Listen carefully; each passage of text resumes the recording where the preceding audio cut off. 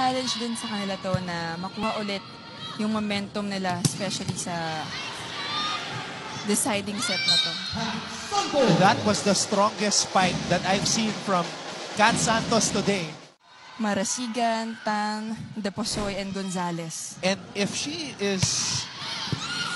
that is truly her 23rd point, as we see Habakon answer with a powerful spike of her own, Kat Santos has the most points now in terms of single match scoring. Kasi previously, si Tina Marasigan naka 21 points. So, na-exceed na ni Kat Santos yun. Molina. Habakon. It is a spike fest between Habakon and Santos. Silang dalawa yung nagpapalitan ng puntos dito. I know.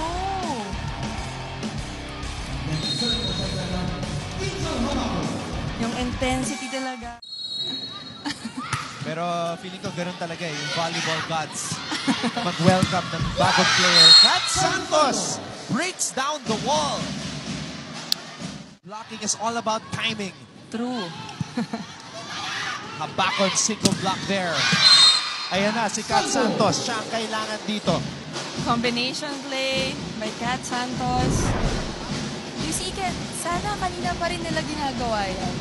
Nung una pa lang. Kasi kapag... Santos with a jump serve, putting pressure on the receivers of San Beda. And Habakon with a response, cross-court kill.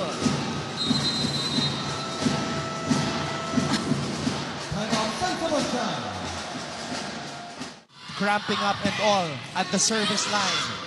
Habakon. San Beda is at match point. Wow! Angel Habakon.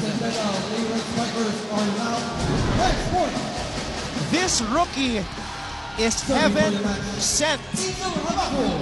She is in her element.